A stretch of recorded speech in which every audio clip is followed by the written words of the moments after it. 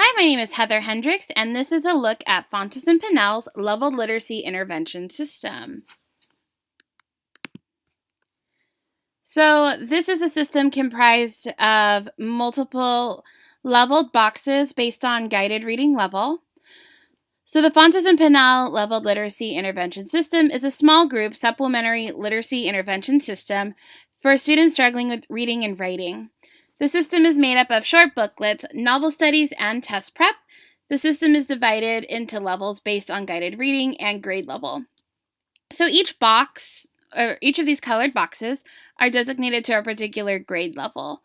So the orange system is kindergarten, green system is for first grade, blue system second grade, red system third, gold system fourth, purple system fifth, and the teal system is for sixth grade and above. So it's supposed to cover middle school and can be used through high school. Some of the features of this program, it's a little bit different for the lower levels versus the higher levels. Primary books are 40% nonfiction and 60% fiction. Intermediate and above books are 60% nonfiction and 40% fiction. They also include graphic text and two-way books, which students really enjoy graphic text, and the two-way books are great for showing interrelated subjects with two different storylines. All books are developed around high-interest contemporary topics. This includes the Chilean mining crisis, hurricane relief, books about animals, turtles, dogs, cats, pirates, vampires. Each kit includes a series of classic stories, as well as series, and a wide variety of genres. So some of the series include a spy series, there's a school day series, a series about amazing animals, amazing artists. So students get exposure to a wide variety of genres and subjects. What's really nice too is the characters aren't just white kids particularly. They're stories featuring more urban neighborhoods, Latino families, Black families, Asian families, Middle Eastern families. And when they look at the classic stories, it's not just classic stories from European culture, it's from all over the world. The little books are exclusive to the LLI system, and the novel studies are popular trade books, including Thin Wood Walls, A Long Walk to Water, Messenger, School of Truth, Lemonade War, Spider Boy. A lot of popular titles that many instructors use. So the theories reflected in this program, the first one is behaviorism, particularly connectionism. Learning is a result of association forming between stimuli and responses. So the law of readiness tells us that easier tasks precede harder tasks. So students are grouped by their guided reading level and build upon their skills from previous lessons.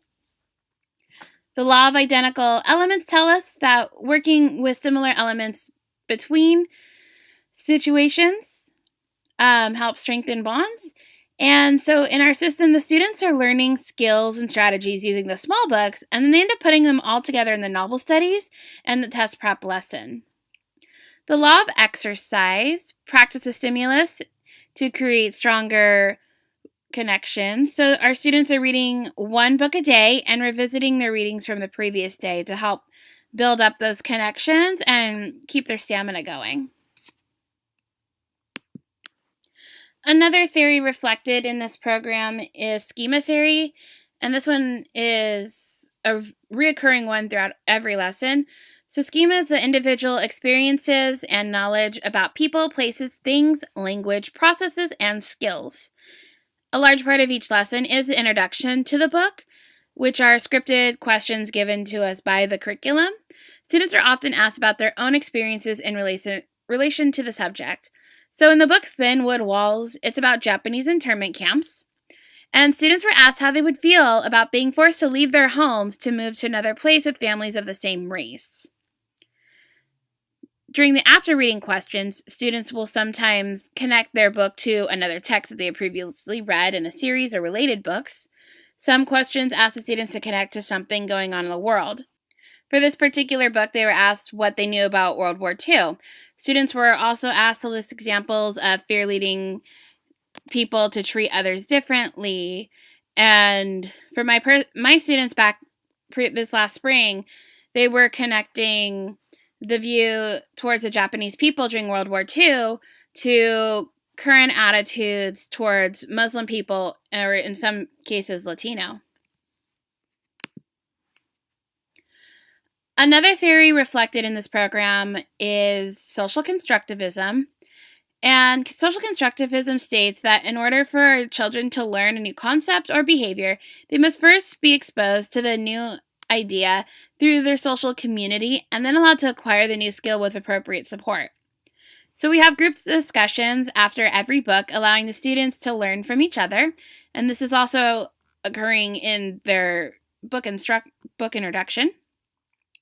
Students are assessed and moved around based on their zone of proximal development, so the students' individual needs are met. We're doing running records constantly to see where students need more support. And scaffolds such as graphic organizers, sentence frames are provided for students who need it and removed as the students master the concepts.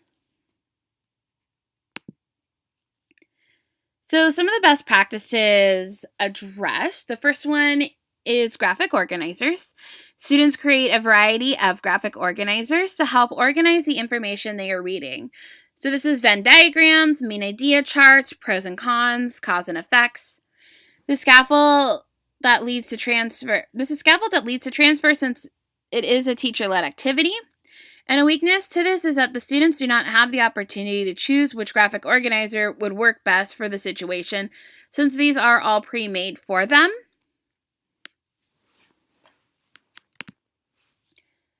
Another best practice, discussion and questioning. Discussions increase students' comprehension, metacognition, critical thinking, and reasoning. The teacher leads discussions to introduce the text, as well as having a post-reading discussion and review discussions the following day. A weakness in the discussion component is that they are very scripted, since we do have questions laid out for us, and it doesn't allow for the students to lead discussions as they increase their knowledge.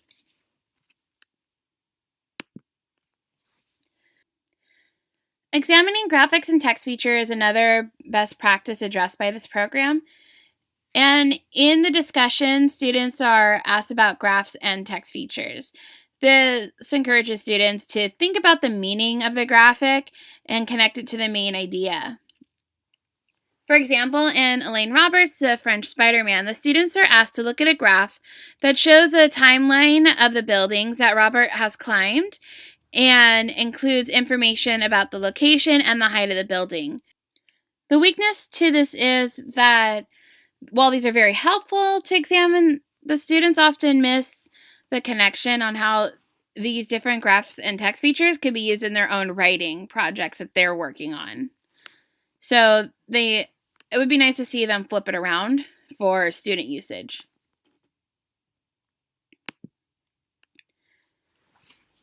So the connections to the standards, this is an intervention system that should not be used in place of an English language arts curriculum. This system is meant to provide support for students who are performing below grade level on their standards, and the curriculum does support some of the standards, but not all of them. One of the state standards that this program does address is Reading Comprehension 1. Students are asked to quote accurately from a text when explaining what the text says explicitly when drawing inferences from the text. Students are often asked to draw inferences beyond the text in their writing activities. Struggling readers often need more explicit instruction on how to analyze a text and write it into their own words before being able to draw inferences from it. So they might need more support with this.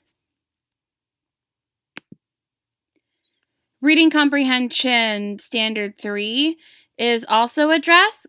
Students are asked to compare and contrast two or more characters, settings, or events in a story or drama, drawing on specific details in the text.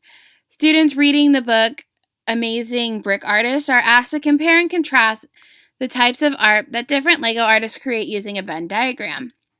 This is an activity that reoccurs throughout the curriculum, and have multiple exposures to similar activities. This does not happen across text till the 6th grade curriculum and beyond in the system.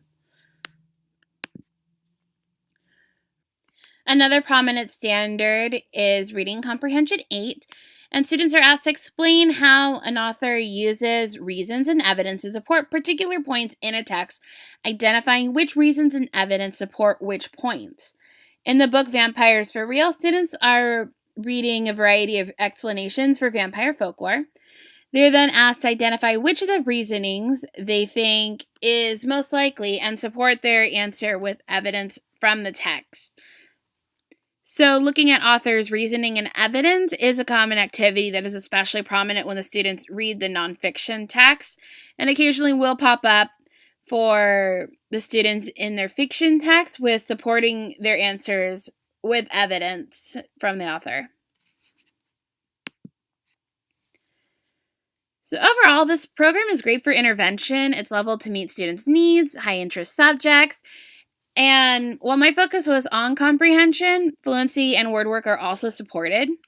It reflects multiple theoretical lenses, including connectionism, schema, social constructivism. It reflects many different best practices in comprehension and helps support Common Core standards for students who might have struggled with them in their language arts classes.